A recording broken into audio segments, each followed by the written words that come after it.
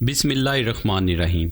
आप तक न्यूज़ पहुंच रही है कि मिडल ईस्ट में इंडियन मुसलमानों के खिलाफ पोस्ट करने पर 3 हिंदुओं को नौकरियों से निकाल दिया है। हम आपको बताते हैं कि आरएसएस ने किस साजिश के तहत मिडल ईस्ट में दोस्तियां बनाई और अरबों को पागल बनाकर वहां से मोटी रकम बनाई और वही पैसा इंडिया में लगाकर मुसलमानों के कत्लेआम पर इस्तेमाल किया जा रहा है। ये एक लंबी साजिश थी जो अब आहिस्ता आहिस्ता अरबों को भी समझ आ रही है। इस पूरी कहानी में एक तरफ इंडिया है और दूसरी तरफ इसराइल और अमेरिका है जो अरबों को निचोड़ कर सारा पैसा निकाल कर अपने मुल्कों में ले जा रहे हैं। कर्नाटक के कोस्टल डाइजेस्ट 2016 में बड़ी खबर दी थी। आरएसएस के मोहन भागवत ने केरल में बंद दरवाजों के पीछे हिंदुओं के टॉप बिजनेसमैन के साथ मीटिंग की थी और एक प्लान तैयार किया था कि किस तरह तेल से मालामाल मुल्कों में हिंदुता को फैलाया जाएगा, आरएसएस की हुकूमत को मजबूत बनाया जाए। आरएसएस ने अरबों में मौजूद एनआरआई को ये टास्क दिया गया कि अरब हुक्मरानों की अयाशियों का फायदा उठाया जाए और उनके साथ दोस्तियां बनाकर उनकी दौलत को इंडिया के मुसलमानों के खिलाफ और पाकिस्तान के खिलाफ इस्तेमाल किया जाए। इस मीटिंग में यूएई के एनएमसी के हेल्थ ग्रुप के founder chief executive BR Shetty,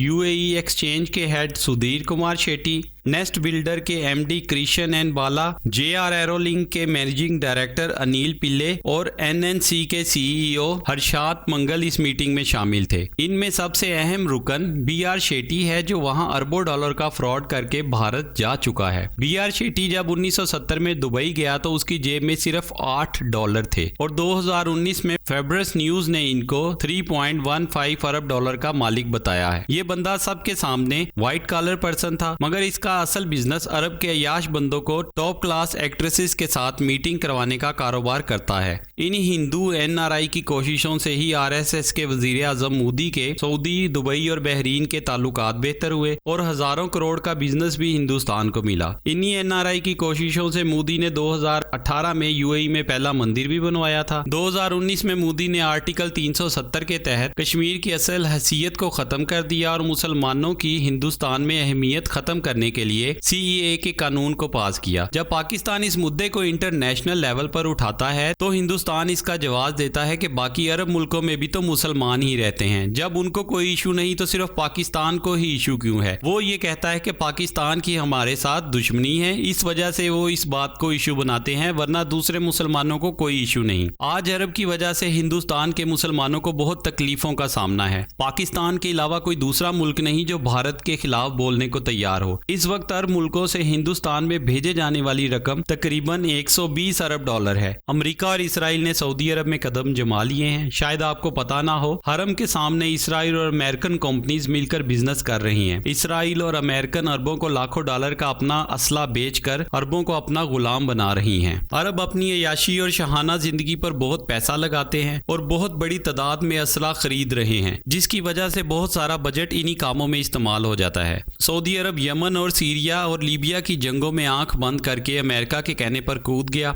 जिसकी वजह से आज सऊदी अरब का ये हाल है। अमेरिका की बातों में आकर ईरान और रूस की इकानमी को नुकसान पहुंचाने के लिए तेल की कीमतों को कम करना सऊदी अरब का गलत फैसला था। जब सऊदी अरब 2014 में अमेरिका के कहने पर तेल की कीमत $110 फी बैरल से कम करके $30 फी बैरल पे ले आया, तब से ही सऊदी अरब का जवाल शुरू हो गया। सऊदी अरब ये बात समझ नहीं पाई, इसमें फायदा तो अमेरिका का ही है। इस वक्त हाल ये है कि डोनाल्ड ट्रंप इतना गिर गया है कि सऊदी अरब को मुश्किल में देखकर मोहम्मद बिन सलमान से हुई टेलीफोनिक गुफ्तगू भी लीक कर दी है और ट्रंप ने मोहम्मद बिन सलमान को धमकी भी दे दी है कि अगर तेल की प्रोडक्शन को कम ना किया तो अमेरिका सऊदी अरब से अपनी सारी फौज निकाल लेगा। इससे पहले भी ट्रंप सऊदी अरब को धमकी दे चुका है कि अगर हम अपनी फौज सऊदी अरब से निकाल लें तो एक हफ्ते में तुम्हारी हुकूमत गिर जाए और दूसरे मुल्क तुम पर चढ़ दौड़े। अमेरिका सऊदी अरब से लाखों अरब डॉलर सिक्योरिटी की मद में लेता है और अपनी मर्जी के फैसले करवाता है। सीनियर जर्नलिस्ट जमाल खुशनुगी के 2018 में कत्ल और यमन में 1 लाख से ज्यादा लोगों के कत्ल का गुनाह भी सऊदी अरब के सर देता है। सऊदी अरब ने अमेरिका के कहने पर अभी पिछले दिनों ही कोड़े मारने की सजा खत्म की और 18 साल से कम उम्र बच्चों की सजाए मौत भी खत्म की। सऊदी अरब में मंदिर और सिनेमा घरों की शुरुआत भी मोहम्मद सलमान के ही सर जाती है। अब्दुल बारिद अल तुआन का कहना है कि सऊदी अरब की हुकूमत अपने शहरियों को कहती रही कि ऐशो इशरत की जिंदगी गुजारे और मुल्क हमें चलाने दे, और आज हाल ये है कि कोरोना की वजह से सऊदी अरब की हुकूमत 1.5 माह का लॉकडाउन बर्दाश्त नहीं कर सकी और सऊदी अरब का हाल ये है कि नौकरी करने वालों की तनख्वाहों में से 40% कटौती करने का प्लान तैयार कर लिया है और 6 महीने के बाद दूसरे मुल्कों से आने वाले सऊदी अरब में जॉब करने वाले